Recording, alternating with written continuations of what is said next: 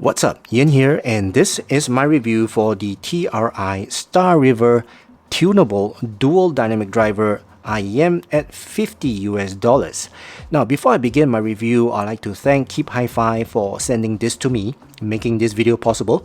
But guys, rest assured that whatever I say in this video is my own opinion. This video is not scripted, and Keep Hi-Fi will be watching this video together with you guys. Alright, so TRI Star River Tuneable Dual Dynamic Driver, and as I mentioned, it's $50 US. So for those of you who are interested, do check out the unaffiliated link in the description below. So as usual, in this video I'll go through the accessories, the fit and comfort, the design and build quality, and of course I'll share with you guys my sound impression of these TRI Star River. But don't worry, this video will be timestamped, so for those of you who wish to skip around, please feel free to do so. Alright, so let's start off with the accessories. Comes in a box like this with the picture of the IEM in front, blue and green, two colorways, and the name of the IEM. Let me just pronounce the Chinese name for you guys. It's called Xing He. Let me do that again. Xing He. Okay? And at the back you do get some specifications, so let's quickly go through that. The impedance is 32 ohms, sensitivity is 110, frequency range is 20 to 20,000 Hertz. And as I mentioned, there are two drivers. One is 10mm beryllium coated diaphragm, and the other is a 6mm titanium coated diaphragm dynamic driver. Okay, now inside the box you will find some paperwork. I'm not going to go through that. Right, paperwork, and you'll get a case. Right, so this is a fabric case with zipper on the inside. You do get a fabric pouch, right? And yeah, it protects your IEM. Very pretty standard case. Okay, right, and then cleaning cloth. I'm not too sure why they gave a cleaning cloth. Maybe they thought that, you know, this might be a fingerprint magnet, but it's not. I've been using this for a few days now and no fingerprints. So yeah, thanks for the cloth. And a tuning switch. So as I mentioned, this is a tunable dual dynamic driver, so you will need this pin to help you push the switches in order to change the tuning. Okay, so don't lose this. I would suggest to keep this in your wallet if you do have one, or put it in your purse. Okay. Ear tips. So there are two types of ear tips. One is narrow bore and one is a wide bore. The wide bore is actually a Clarion ear tip. Okay, and yeah, it is for treble. So if you want more treble, use the Clarion, and if you want more bass, use the generic silicone ear tip. Okay. Then let's talk about the cable. Right, so cable you can choose as well. You can either have the 3.5 headphone jack or the 4.4 headphone jack. Right, so the one they sent to me is the 4.4 headphone jack, terminated with Y splitter. Okay, so this is the Y splitter and chin slider, so pretty standard stuff. The ear hooks is kind of soft, right? Pretty soft ear hooks. Okay, and 2-pin connector right here. Okay, cable wise, I find that it's okay. Is pretty well. It's a bit above average type of cable, right? 4-core cable, so it's pretty okay. I just wish that it's a bit stiffer. Now it's a bit soft, and also it's a bit grippier, right? It's not a very smooth type of feel when I touch it. But it's okay, it doesn't tangle itself much, right? So it's a pretty upgraded cable, I would say. Right, so let's take a look at the IEM. Is pretty nice looking, right? It's got the green color. This is the green color one, with a green color brush stroke kind of thing with glitter inside. So faceplate looks pretty nice. On the top here you see the switch, right? So this is the switch. Okay, and you have 1 and 2, right? So either combination, when you switch it, then you'll see you will hear the different tuning. So you use this tuning pin and you can push the switch around and you get the different tuning. Okay, for the inner shell is resin, right, and is piano black kind of thing, so can't really see inside. It's glossy, polished, very nice. Okay, normal lah, okay. And the inner shell here, right, it's got a bit of bulge, right. So inner shell here doesn't have much of contour, I would say. It affects my fit lah, okay. So when I'm wearing this, doesn't really fit me. The nozzle is kind of wide, right, and made of metal with metal perforation, okay. So let's talk about fit and comfort since I'm talking about that. So in terms of fit, as I mentioned, right, this doesn't fit me that well in terms of my ears. This bulge here prevents it from going deep into my ear. That's one thing. The other thing is that the nozzle is a little bit short. Okay, so doesn't have that reach into my ear canal.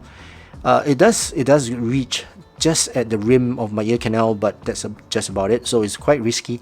When I make a little bit of movement, this will then come out and I lose my seal, okay. But it does give me a seal, okay. So no problems in that. I just hope that the nozzle is a little bit longer. In terms of seal, all right. So let's talk about the comfort. So in terms of comfort, no problems at all, right. There are no sharp edges here. This is a very typical IEM shape, so very comfortable to wear, and I can wear this the entire day. It's just that doesn't give me that fit, okay. In terms of seal, right, 60% seal cut off from my ambient sound, so very good seal. It's just that when I lose it, and I often lose that seal, then it's a bit annoying lah, okay. Right, so that's for the fit and comfort and seal. Let's talk about the sound. So as I mentioned, right, this has got 4 different tunings. So before I talk about the tunings, let's talk about first the technicalities on this IEM. So there are 2 dynamic drivers on this. So the sound stage I find that is wide, got good height, good depth as well. But if you ask me, right, the positioning of the instruments and the vocals especially is more intimate. So a big soundstage, but a very intimate soundstage, okay. Sound separation and imaging is pretty good, right? I can identify where the instruments are, the vocals are in the right position, right in my face. The percussions is right behind, and then you got your instruments on the left or the right. Sometimes it's phases. So yeah, imaging is pretty good. Sound separation, pretty good as well. For the detail retrieval and the resolution. So detail retrieval on this, right, it depends on the tuning or which tuning you choose, but I find that it's pretty okay in terms of the detail retrieval.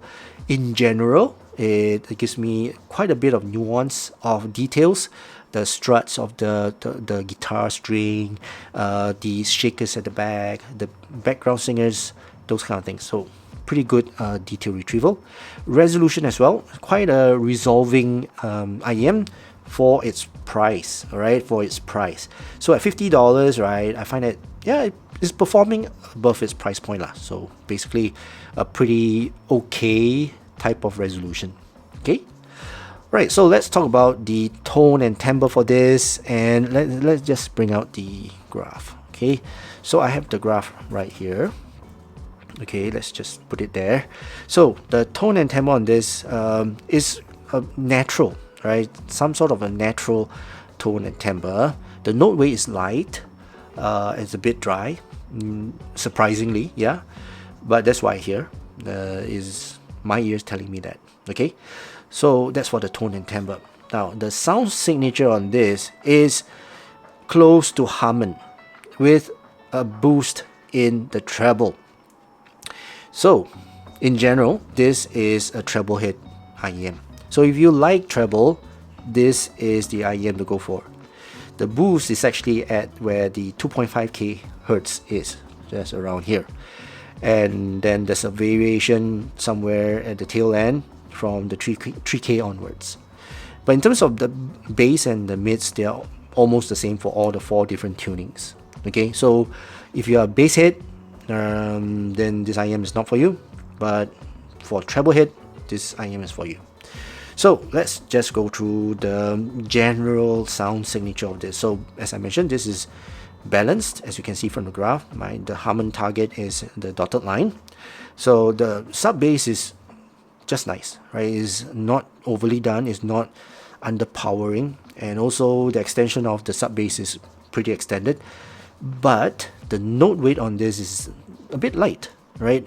So what I hear is that I want a bit more engagement, a bit more note weight, a bit more warmth for the sub bass, but it's very light, and because of that, is making the treble stand out more. Or maybe it's the other way around. You have a bit more treble, or the emphasis is on the treble. That's why the bass sounds a bit light. I don't know. This is what my ears hear.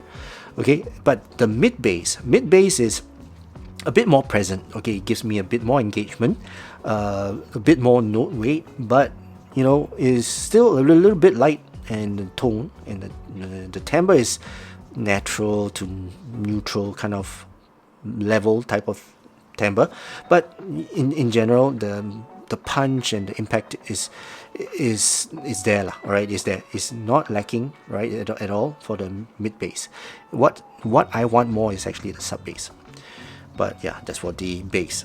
Now the mids is fine. Actually, the position of the mids is actually pretty good, right? It's not okay. The bass doesn't really bleed into the mids, even though it's a balanced type of tuning. You still have a bit of bleed from the mid bass, especially with the punch and the slam, right?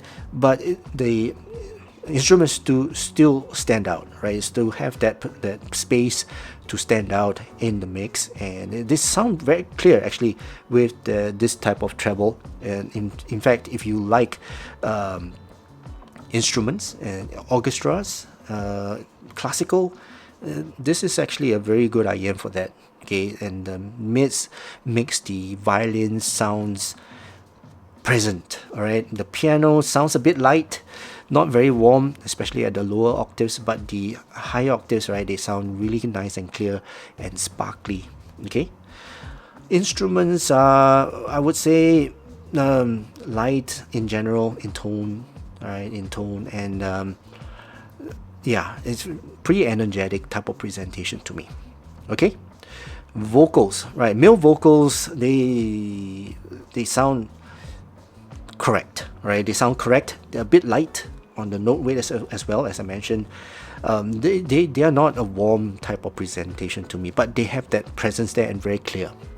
Okay, so yeah, male vocals, I don't really feel that engagement with male vocals, but for female vocals, wow, they sparkle. They've got brightness. They've got that energy there. They've got that bite there, and coming with that, they have that shoutiness as well.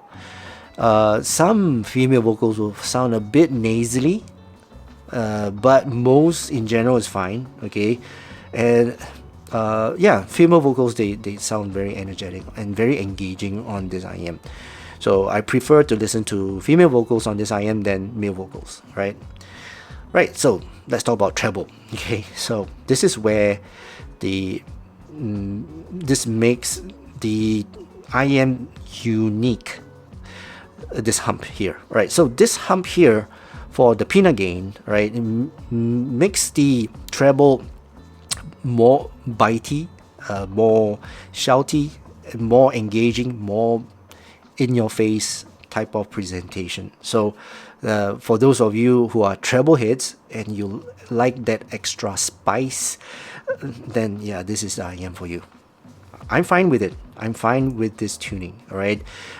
Some will have that hump. Of course, you want to have a little bit less of that hump. You can then change the different tuning, because that's where it changes, right? So let me just show you.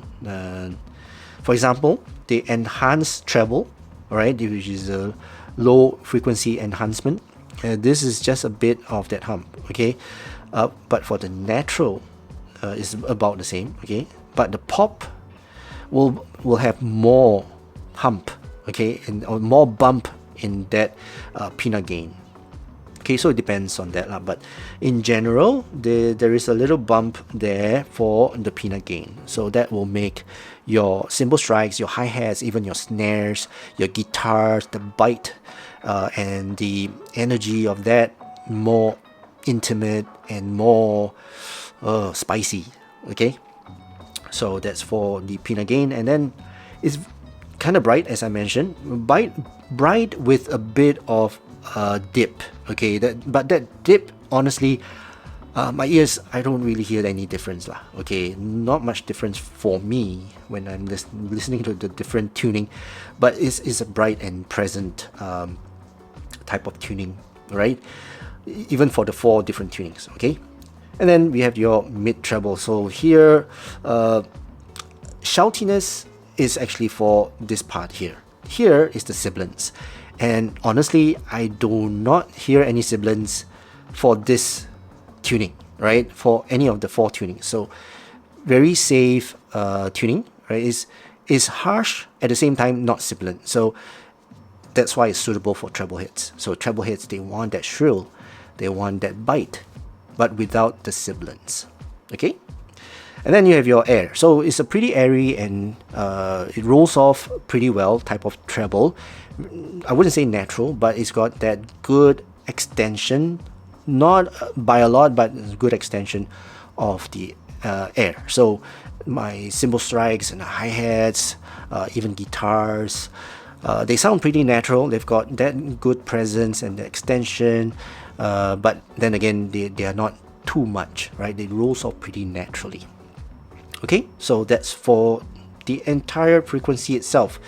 Right, so in conclusion, right, so who is this IN for? What genre of music is this suitable for? I would feel that this is suitable for female vocals, depending if you like the shrill. Okay, I like the shrill. I like that that torture, I would say. One thing about this, right, is that it's quite fatiguing, right? Even for a treble hit like me, it's quite fatiguing. After some time, I will need to take a break. But yeah, it is very engaging in terms of that. Okay, so female vocals, classical orchestras, anything that has got very good engagement in terms of the higher end octaves. Male vocals don't really sound engaging on this, right? Not really suitable for that. And also, this is not really suitable for bassy type of. I mean, you still get your bass. Don't get me wrong. It's not an engaging bass in terms of sub bass. Okay, that rumble and that earth-shaking presence, is not there for me. So genres like trance, techno, heavy metal, yeah, not really suitable for this, but you still can listen to it. I mean, it's a balanced tuning. It's just that with the enhancements of the treble. So because the treble is enhanced, you can't really bump up the volume too much, because if you bump it up too much, then you hear too much of the shrill. You don't want that too much of the shrill. And because the volume is maintained at a lower level, you don't hear much of the bass. Okay, so this is not really for bass heads.